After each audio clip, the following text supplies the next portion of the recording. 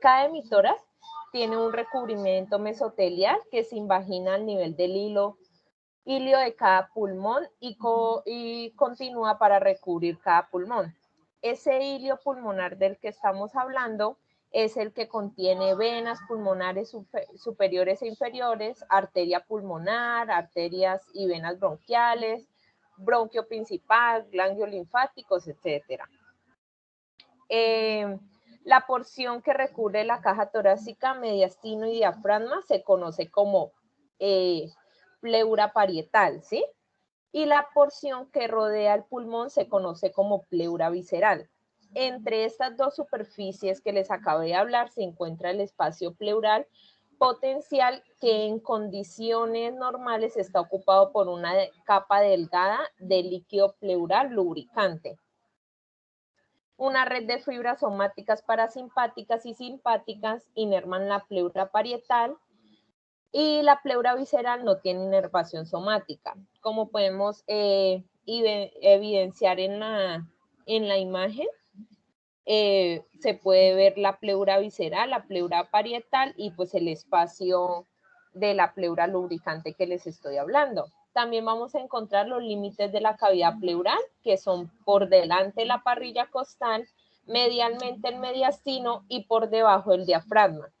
La siguiente, por favor. Como ya les hablé, la pleura visceral pues cubre la superficie de los pulmones, está penetrando incluso las cisuras pulmonares. La pleura parietal, de acuerdo al sitio de la pared torácica con la cual se relaciona, se subdivide en pared costal y pleura mediastínica, ¿sí? Como podemos ver en la imagen para que sepamos más o menos la ubicación. Entonces, la pleura costal, esta se va a adherir al interior de la pared costal, va a estar revestida por tejido conectivo lazo y es como denominada la fascia endotorácica. Y ya hablando de la pleura mediastínica, esta va desde el esternón hasta las vértebras torácicas, ya llegando a los pedículos pulmonares e inferiormente forman los ligamentos pulmonares. La siguiente, por favor. Bueno, ya ahora vamos a iniciar hablando como tal del derrame pleural. Entonces, el derrame pleural hace referencia a la acumulación significativa de líquido en la cavidad pleural. En condiciones normales, cada día penetran al espacio pleural entre 5 a 10 litros de líquido, ¿sí? Que esto va a ser por filtración y va a ser a través de la microvasculatura que irriga la pleura parietal. Esta está ubicada principalmente en las regiones pues con menos declive de la cavidad torácica. Hay un equilibrio neto de presiones en estos capilares que ocasiona el flujo de líquido de la superficie de la pleura parietal a la cavidad pleural. Y pues este equilibrio neto de fuerzas en la circulación pulmonar va a causar una absorción a través de la pleura visceral. Ya hablando en condiciones normales, en cualquier momento se encuentran de 15 a 20 mililitros de líquido de pleura. Cualquier trastorno en estas fuerzas puede ocasionar un desequilibrio y pues acumulación de líquido pleural. Enfermedades comunes que pueden ocasionar un derrame pleural incluyen insuficiencia cardíaca congestiva, neumonía bacteriana, cánceres y embolia pulmonar. La siguiente, por favor. Bueno, ya hablando como tal de las causas, vamos a encontrar que las acumulaciones de líquido pleural en términos generales pues se van a clasificar en trasudados y exudados. Los trasudados son ultrafiltrados que van a tener bajo contenido de proteínas plasmáticas que aparecen por alteraciones en las presiones hidrostáticas o en las presiones coloidosmóticas. Un ejemplo puede ser la insuficiencia cardíaca congestiva o la cirrosis. En la inspección visual macroscópica, los trasudados del derrame pleural suelen ser de aspecto claro o pajizo. Como podemos ver acá, entonces el trasudado se puede presentar ya sea por un aumento de la presión hidrostática o por una disminución de la presión oncótica. La presión hidrostática es la fuerza que ejerce el líquido dentro de la pared. Entonces, un ejemplo es que imaginemos una botella de Coca-Cola, ¿sí? Entonces, esa botella va a tener un líquido por dentro. Ese líquido que tenemos por dentro va a ser una fuerza contra esas paredes. Igual sería si metemos esa botella con ese líquido por dentro en un tanque de agua, ese líquido que está por fuera también va a hacer una presión a las paredes, ¿sí? Entonces, como para que tengamos en cuenta, entonces, si tenemos esa presión, entonces si se aumenta esa presión, ese líquido tiene que salir, porque a medida que aumenta la presión, también tiene que aumentar el volumen. Entonces, si tenemos ese aumento de presión, entonces vamos a tener también un aumento de volumen. Por esa razón vamos a presentar ese derrame. Entonces, cuando hay aumento de la presión hidrostática, pues estaremos hablando que puede ser por un derrame por insuficiencia cardíaca, izquierda o global, que pueden ser bilaterales, unilaterales, cisurales, que son los tumores fantasmas, que pues no les tengo como una imagen como tal, pero pues pueden escribir en internet para ver el rayos X cómo se ve y pues ya tienen una idea como un poco clara de cómo se ve ese tumor fantasma.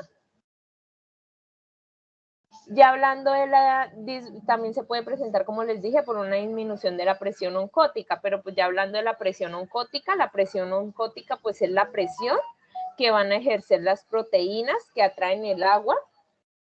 Entonces, si se atrae el agua, esa agua se va a mover hacia donde haya mayor presión oncótica, o sea, donde haya mayor proteínas, ¿no?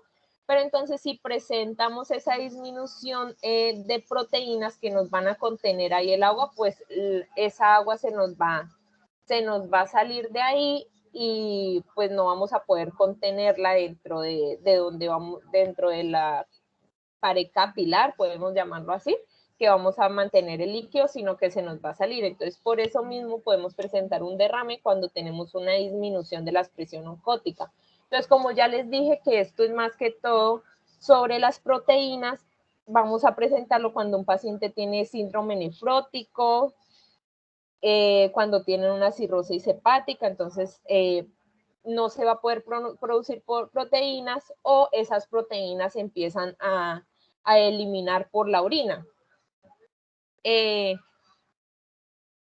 Cuando tenemos una ausencia de traumatismo, los derrames sanguinolientos macroscópicos suelen ser malignos, pero también pueden observarse en casos de embolia pulmonar o de neumonía.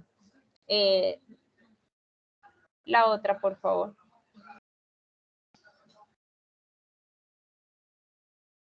Listo.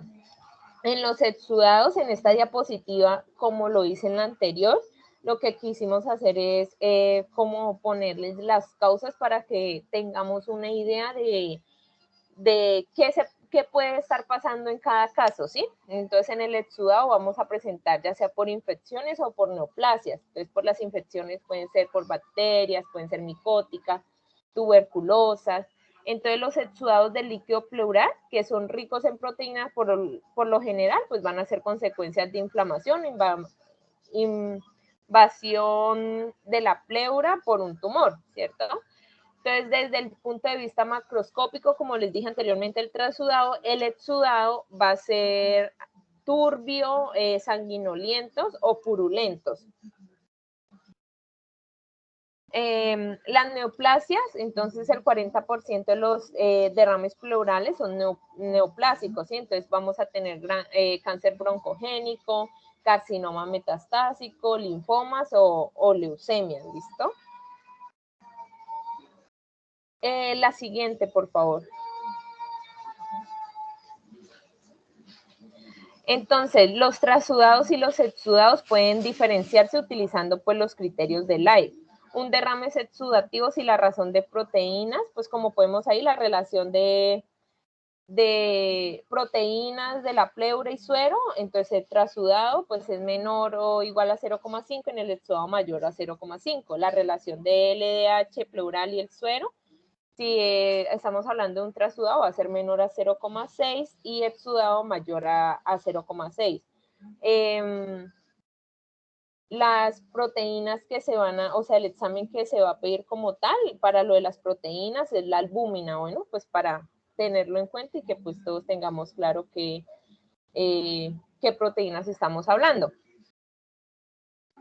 Entonces, cuando los criterios sugieren un trasudado, se debe llevar a cabo una cuidadosa valoración en busca de una insuficiencia cardíaca congestiva, cirrosis o enfermedades relacionadas con la aparición de trasudado. Si los criterios ya sugieren un exudado, podrían ser de utilidad a estudios diagnósticos adicionales.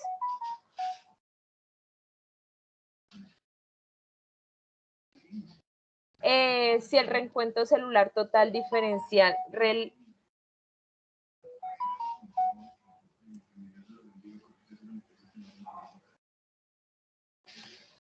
perdón, ¿me escuchan bien? Sí, Cami. Sí, Camila. Ah, listo, gracias. Gracias.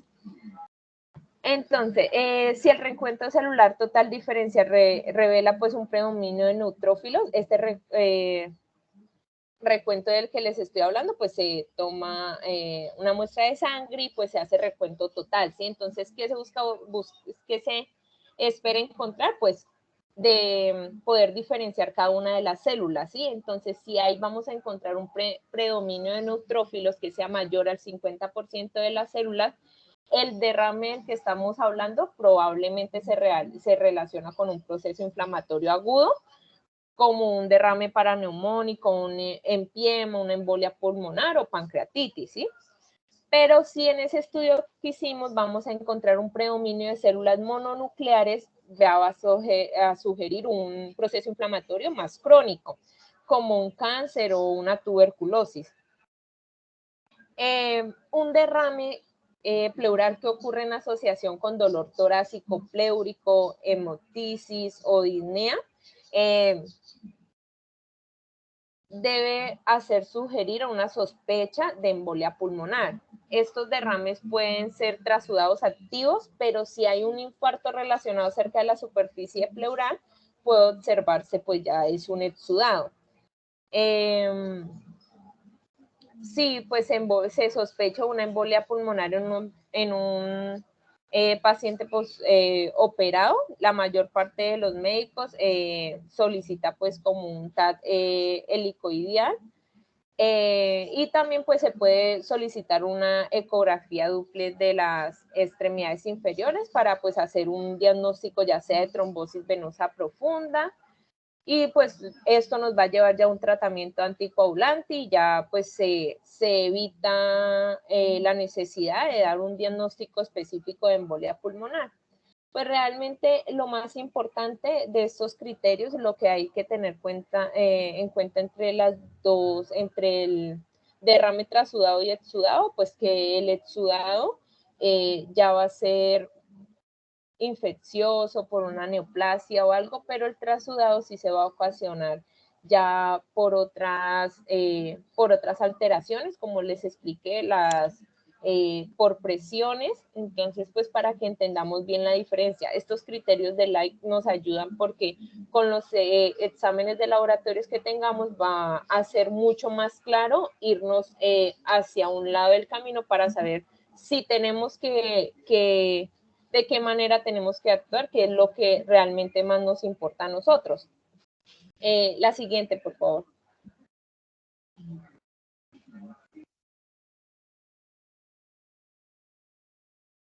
Bueno, entrando a hablar ya de las manifestaciones clínicas que presenta el paciente, vamos a encontrar como primera medida que puede presentar una disnea. Esto es razón que el líquido pleural va a ocupar más de un tercio del emitórax y entonces eso le va a ocasionar que el paciente pues obviamente tenga una dificultad respiratoria. También va a presentar tos, que esta es causada ya por la inflamación que se genera en la pleura o por una estimulación bronquial por compresión. También vamos a encontrar que puede presentar dolor, ya que este dolor inicia cuando hay una pleuritis aguda y suele desaparecer pues cuando se instala ya lo que es el derrame. Entonces, ¿qué es lo que va a pasar en nuestro paciente? Vamos a encontrar que va a tener diferentes características pues, de dificultad respiratoria, ¿no? Siguiente, por favor. A nivel de la exploración física, vamos a encontrar que en los derrames que son de gran tamaño se puede pues observar un discreto abundamiento y disminución pues de los movimientos respiratorios. También vamos a encontrar que al momento de hacer una percusión vamos a ver que pues el paciente presenta matidez marcada y también a nivel de la auscultación vamos a encontrar que va a haber una disminución pues de las vibraciones vocales. Siguiente. Ya en los exámenes complementarios, ya cuando tenemos una sospecha de un derrame pleural, hay que hacer una confirmación pues mediante una radiografía de tórax en diferentes proyecciones, ya sea posterior anterior o lateral. Y pues cuando el derrame es libre, la radiografía pues se va a mostrar en lo que es el típico aspecto de condensación homogénea con una amplia base de contacto pues con la pared torácica y con un borde superior pues que se va a ver cóncavo, ¿sí? Como lo vemos en la imagen. Ya si el derrame es pequeño, puede presentar pues una localización subpulmonar que se manifiesta pues como una curvatura asimétrica que pues muchas veces se puede confundir con la silueta ya sea del diafragma, pero que va a tener como un corte brusco de los vasos pulmonares que se ven visibles a través de este. Siguiente.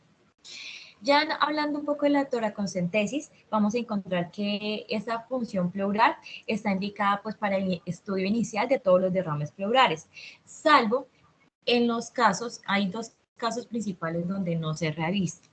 El primero es en el caso cuando encontramos que hay derrames en casos de insuficiencia cardíaca congestiva que van a estar asociados también con insuficiencia renal o derrames que son pequeños que están relacionados pues con una neumonía. Si los datos clínicos sugieren una insuficiencia cardíaca congestiva como la causa, en particular en casos de derrames bilaterales, pues se va a indicar la realización de un ciclo terapéutico con diuréticos. Entonces se habla que más o menos hasta el 75% de los derrames que tienen una insuficiencia cardíaca congestiva se van a desarrollar a las 48 horas y solo con la administración de los diuréticos. De la misma forma, también puede evitarse también la toracentesis en pacientes con derrames pequeños relacionados con neumonía. En los casos, en los pacientes que por general van a manifestarnos que presentan una tos, fiebre, leucocitosis o infiltrados unilaterales, pues el derrame suele ser como consecuencia de un proceso reactivo paraneumónico. Y si el derrame es pequeño y el paciente va a responder a los antibióticos, podría ser pues innecesaria la realización de esta toracentesis diagnóstica. Ya, si el derrame es grande y compromete ya el esfuerzo respiratorio del paciente, y bien, si el paciente pues tiene una leucocitosis persistente, pues ahí sí debemos considerar la probabilidad de que tiene pues un empiema que ocupa la cavidad pleural. Y en estos pacientes lo que debemos hacer es un drenaje terapéutico y enérgico con sondas de toracostomía y tal vez nuestro paciente también necesita una intervención quirúrgica. Camila. Bueno, ya entrando a hablar de las técnicas, lo primero es que una vez que hemos tomado pues la decisión de hacer un acceso para este derrame pleural, el siguiente paso pues va a ser determinar si se desea drenar una muestra de líquido o pues la totalidad del líquido que se encuentra pues acumulado en la cavidad pleural. Este paso se va a ver influenciado mucho, ¿por qué? Por la anamnesis, por el tipo, por la cantidad de líquido presente, por la naturaleza de la colección, o sea, si es líquido libre o tabicado, la causa y la probabilidad de recurrencia. También, entonces, cuando tenemos derrames pequeños que no están tabicados, podemos lo que realizar es un procedimiento diagnóstico ambulatorio, que sería una toracocentesis terapéutica, o podemos utilizar el primer procedimiento que vamos a encontrar ahí, que es el de aguja, o el catéter libre, que puede ser de calibre 14 o calibre 16.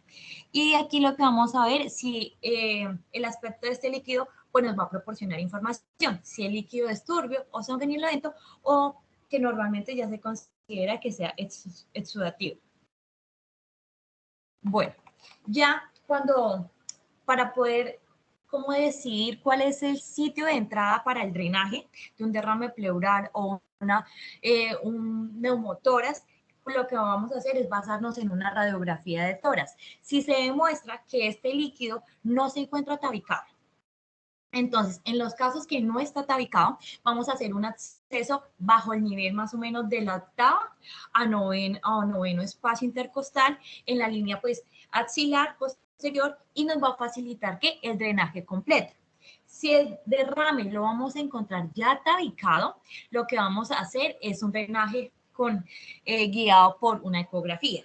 Si el objetivo como tal es el drenaje completo de nuestro líquido y que nos vamos a encontrar que no es viscoso, que no es sanguinolento, lo que vamos a hacer es introducir un catéter de autorretención de pequeño calibre con un extremo distal, que ya es el segundo procedimiento que vemos, en el cual se va a conectar a un sistema de drenaje que es cerrado con una aplicación pues de succión. Si el líquido que encontramos es sanguinolento o turbio, puede ser ya necesario de colocarle pues una sonda de drenaje con un diámetro grande, más o menos de 28, que sería el procedimiento C. ¿Listo? Entonces, en términos generales, debe pues elegirse pues un catéter de drenaje de calibre más pequeño para que se encargue como de drenar de una manera más eficaz pues la cavidad de la pleura. Siguiente.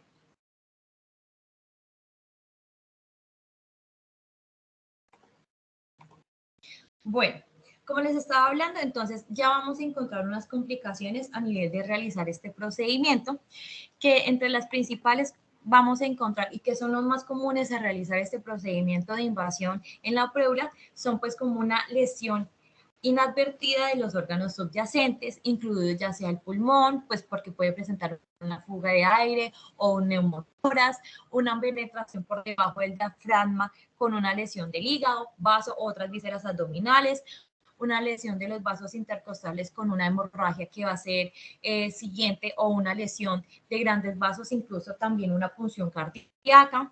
En ocasiones, la hemorragia puede ser como consecuencia de una coagulación subyacente o de un tratamiento anticoagulante que tenga nuestro paciente. Otras complicaciones a raíz de las técnicas incluye también pues que se nos puede perder el catéter, que también se nos pierda la guía del alambre, o también un fragmento se nos puede ir hacia la cavidad pleural, además también de ocasionar infecciones. En otras ocasiones también el drenaje va a generar de pronto que tengamos que nuestro paciente presente disnea, una inestabilidad clínica, un fenómeno también que se conoce como el edema pulmonar, que eso es después de la expansión. Entonces siempre se recomienda que se drene al inicio solamente 1500 mililitros para que pues obviamente no sea abrupto para nuestro paciente. Siguiente.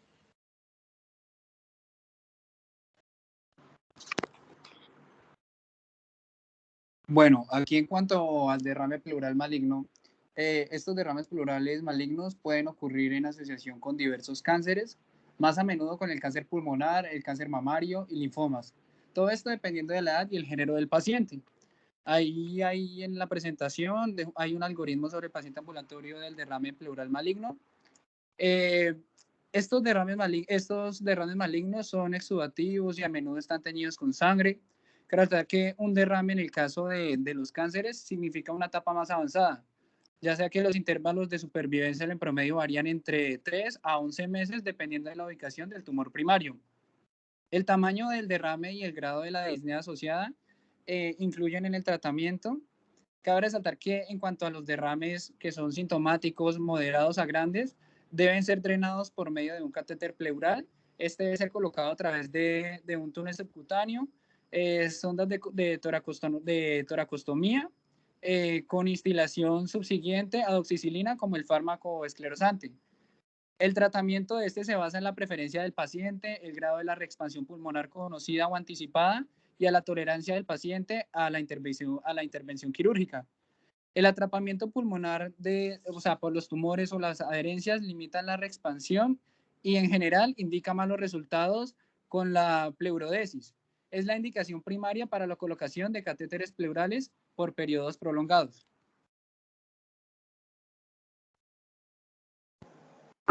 Bueno, en cuanto al enfisema, tenemos que como tal, este es el resultado. Bueno, paren un momento ahí, por favor.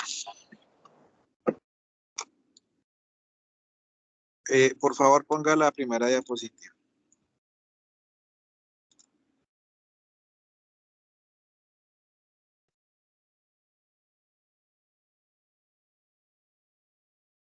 Muy bien.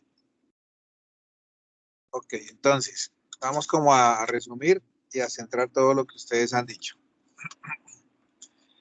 El derrame pleural es la acumulación de líquido que se produce en las dos pleuras que hay en el tórax. Entre la pleura parietal, que es la que está recubriendo la cavidad torácica en su interior, y la pleura que es pulmonar, o la pleura visceral. La pleura se llama de acuerdo a la zona donde esté localizada. Entonces hay pleura mediastínica, diafragmática, costal.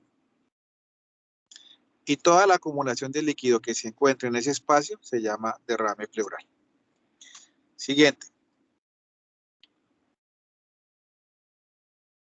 Siguiente.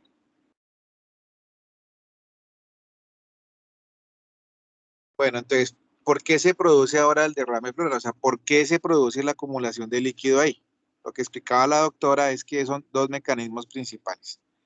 El primero, cuando hay un incremento en la presión hidrostática en el espacio pleural. Esto hace que el líquido salga de los vasos, ese plasma, y se produzca ese derrame. Y la segunda razón es porque no hay fijación del líquido por las proteínas plasmáticas que se encargan de retener líquido en los vasos sanguíneos. Siguiente diapositiva.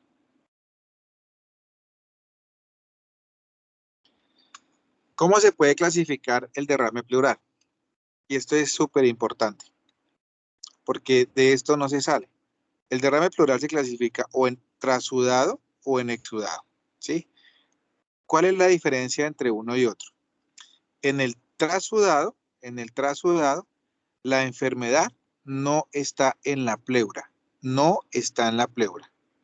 Mientras que en el exudado, la enfermedad está en la pleura. Entonces, si el paciente tiene un tumor de la pleura, un mesotelioma o tiene una tuberculosis, a ver, respóndame, ¿eso será un exudado o será un trasudado? Alguien que responda.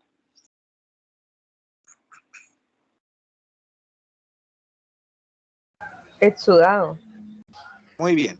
Y si el paciente tiene, por ejemplo, una insuficiencia cardíaca congestiva, tiene una cirrosis, un síndrome nefrótico, una pancreatitis, ese líquido que se acumula entre las dos pleuras será un exudado o un trasudado.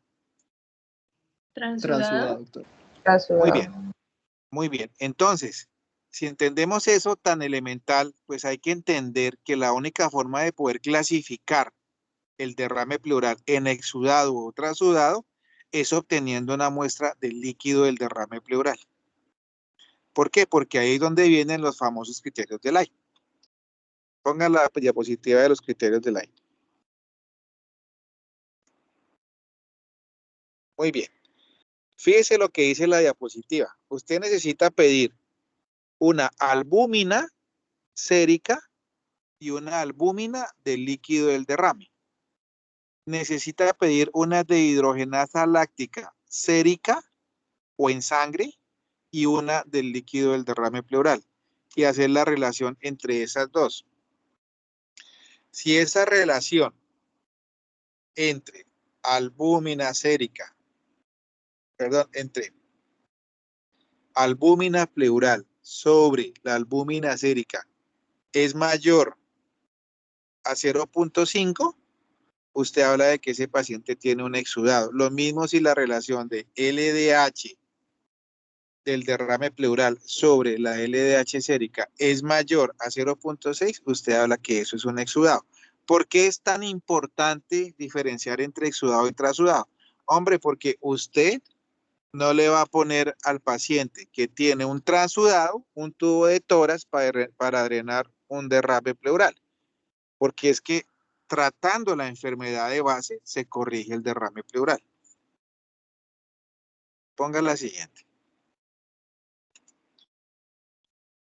Ahora, respecto a los síntomas, pues los síntomas son relacionados con la enfermedad de base.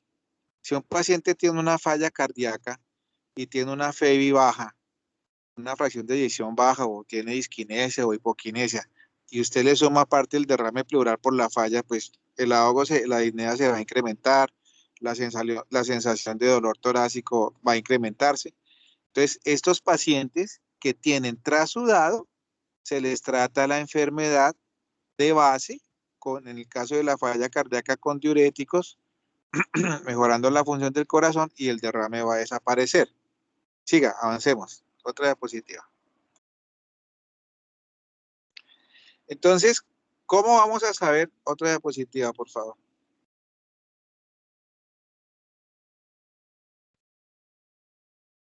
Siguiente.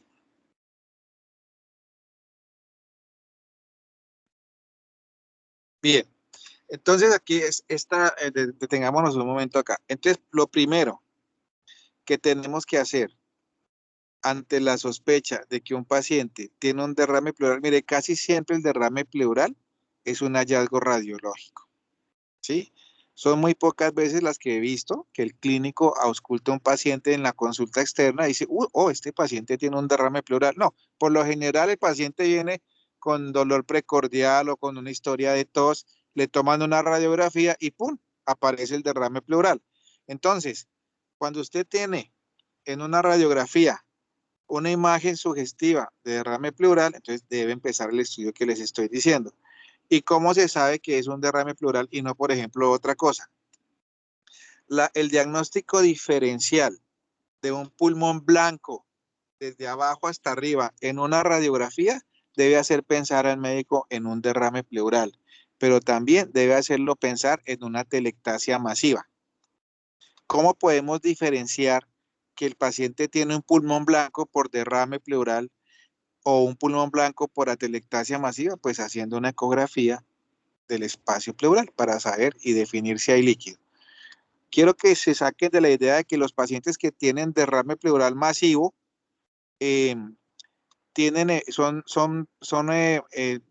son eventos agudos. Eso no es cierto. Un paciente que tiene un derrame pleural en una radiografía que no sea traumático. Otra cosa es el paciente que va en una moto, se estrella y hace un hemotoras masivo. Ese paciente sí tiene un evento agudo, ¿sí? Pero el paciente que viene con una falla cardíaca, que tiene un síndrome nefrótico, que tiene cirrosis, esos pacientes no hacen derrames pleurales agudos. Así que en ellos la urgencia está en mejorarle la disnea, de pronto drenando el tórax sin necesidad de poner un tubo de tórax. Es que lo que quiero que se saquen de la mente es esa idea de que todo paciente que tiene un derrame pleural hay que zamparle un tubo de tórax, o si no, no va a quedar bien tratado. Ya sabemos que si usted, por ejemplo, no ve el seno costofrénico, si usted ve borrado el seno costofrénico, usted asume que allí hay por lo menos 300 centímetros de líquido, por lo menos. Siguiente. Los estudios que se hacen para poder diagnosticar el derrame pleural parten de la muestra de líquido del derrame pleural, ya lo he repetido varias veces. Entonces, ¿cómo se puede obtener ese líquido? Una forma sencilla que ustedes deben aprender a hacer y que se puede hacer en el consultorio o en el servicio de urgencias es una toracocentesis, que es la obtención de líquido mediante la punción del tórax accediendo al espacio pleural. Entonces, ¿cómo se puede hacer eso? El paciente se debe poner en la posición en la que aparece ahí en esa diapositiva. Usted debe localizar el ángulo de la escápula. y un espacio intercostal por debajo de ese ángulo con la línea axilar posterior, hace la punción. Muchas veces, cuando uno solicita la ecografía para definir el derrame pleural, entonces uno solicita que el radiólogo haga una marcación con una X donde está el derrame. Entonces, él marca con un marcador indeleble, marca ahí con una X. Entonces, tú lo que haces es introducir ahí la aguja y drenar el tórax. Esos drenajes son más que suficientes para poder definir exudado tras sudado y también para mejorar la expansión del pulmón. Hay condiciones particulares. Siguiente. Siguiente. Este procedimiento, a pesar de que es un procedimiento sencillo, ¿sí? Uno debe pensar en cirugía que no existe un enemigo pequeño. Entonces, yo he visto pacientes que haciendo toracocentesis les han puncionado el pericardio y les han condicionado taponamientos cardíacos. He visto pacientes que hacen hemotórax masivos por lesión de la arteria intercostal durante una toracocentesis. Entonces, hay que saberlo hacer, es sencillo, pero hay que saberlo hacer. Siguiente. Cuando nosotros intervenimos un espacio pleural, mire, la única indicación es cuando hay un derrame pleural que sea por neumonía, que sea maligno o que no pueda ser drenado por una toracocentesis. La última opción para drenar un tórax es el cirujano. El tubo de tórax es la última opción, no la primera.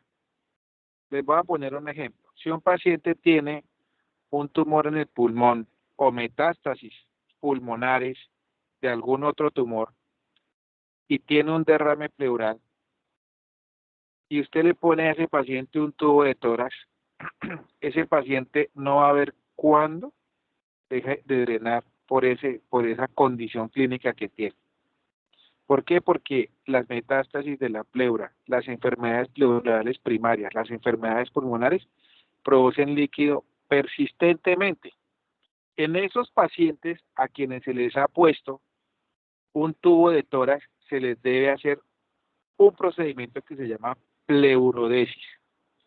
La pleurodesis es la obliteración del espacio pleural. Es cuando usted pega la pleura parietal con la pleura visceral y cierra ese espacio virtual. Y esa pleurodesis se puede hacer con talco. Hay un talco, no es el talco para pies ni es el talco medicinal, no es un talco que venden en el Hospital Santa Clara, que es específicamente para eso, o se puede hacer con oxitetraciclina de origen o de uso veterinario, no oxitetraciclina de uso humano, oxitetraciclina de origen de uso veterinario. Entonces usted aplica esa solución, ahí, eso es una fórmula que se hace, tantos centímetros o tantos miligramos por kilogramo.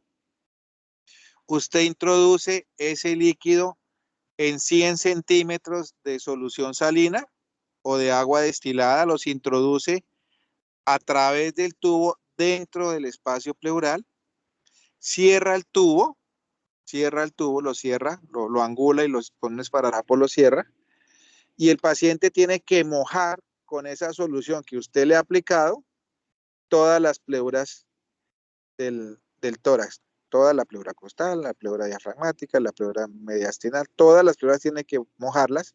Entonces el paciente cada hora debe girar, ¿sí? Boca arriba, luego de medio lado, luego boca abajo, luego otra vez de medio lado, luego la cabeza para arriba, luego la cabeza para abajo. ¿Por qué? Porque esas sustancias lo que hacen es quemar la pleura y en ese proceso inflamatorio la pleura, la una se adosa con la otra y se cierra ese espacio. Entonces hay condiciones particulares para poder hacer esa pleurodesis. Esa pleurodesis química, que es lo que estamos hablando, se debe hacer cuando la producción por el tubo de tórax sea menor a 100 centímetros. Porque si usted hace una pleurodesis como esta en un paciente que esté dando el tubo de tórax 500, 600 centímetros al día, como suele ocurrir en la enfermedad neoplástica, pues no hay cuándo hacerle una pleurodesis. La segunda forma de hacer pleurodesis, entonces, es es mediante cirugía abierta. Mediante cirugía abierta, que es hacer una incisión en el tórax y estimular la pleura parietal y la pleura visceral con soluciones que sean abrasivas. O sea, lo que se busca es que la pleura como que sangre, como cuando una persona se raspa y la piel y le salen como punticos con sangre, eso es lo que uno busca que pase en la pleura, y tanto en la pleura visceral como en la pleura parietal, para que de esa manera se adoce la una a la otra. Esa es una pleurodesis que es mecánica. Siga. Bien, y respecto al empiema, que ustedes saben que el empiema es la acumulación de pus en el espacio pleural, pues el empiema siempre es secundario a un proceso infeccioso de vecindad, ya sea por neumonía intrínseca o el paciente tuvo un traumatismo torácico abierto y adquirió una infección, o lo más frecuente es que haya tenido una neumonía y por la neumonía haya hecho un derrame. Paraneumónico también se llama, y se produzca un empiema. Entonces el empiema también es un exudado. ¿Cuál es el tema del empiema? Pues todos los empiemas tienen que ser drenados. ¿Por qué razón? Porque no va a ocurrir la curación de un paciente si usted tiene una colección de 100 o 200 o 300 centímetros de pus. Uno de los principios quirúrgicos, sin importar qué cavidad estemos tratando, el cuello, el tórax o el abdomen, es drenar los abscesos y desbridar el tejido que está muerto. Entonces, si usted tiene un empiema y no lo drena, usted está condenando a ese enfermo a que se complique más. ¿Y qué es lo que puede llegar a pasar con ese enfermo? Que ese empiema, que inicialmente es una colección de pus, que es líquida, termine tabicándose y entonces ya no puede ser drenada, ¿sí? Cuando el empiema se tabica, es decir, ya dejó de ser líquido, espeso, como conocemos la pus, que es como ver la lechera, ya dejó de ser eso y se volvió una cosa dura, tabicada, pues ya ningún tubo de toras, ya ningún drenaje percutáneo, ya ni el doctor Yuri, nadie puede hacer nada por ese paciente, ¿sí? Entonces, en ese caso, cuando ocurre eso, el tratamiento de ese paciente tiene que ser, pues, quirúrgico, abriendo el tórax y haciendo una cirugía que se llama una decorticación pleural, ¿sí? Que consiste en quitar la pleura y quitar con la pleura ese empiema que se ha tabicado, porque esos tabiques se funden tanto con la pleura que se vuelven uno solo. Entonces usted no es que llega a cirugía y vea todo bonito, no ve como en el libro se ve el pulmón rosadito, no, aquí ve una vena que usted no sabe qué es qué, y tiene que quitar la pleura junto con lo que se tabicó para poder resolver esa enfermedad.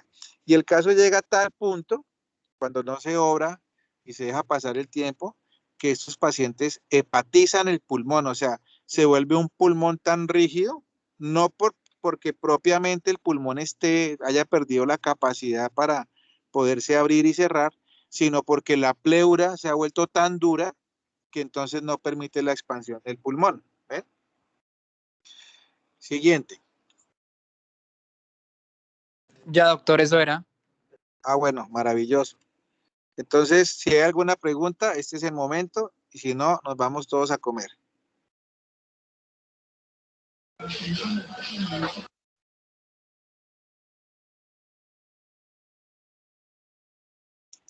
Si a usted lo llaman en un turno de urgencias y le dicen, venga, doctor Pepito, hay un paciente que tiene una falla cardíaca y le tomaron una ecografía y tiene un derrame de 600 centímetros, ese paciente no necesita un tubo de tórax.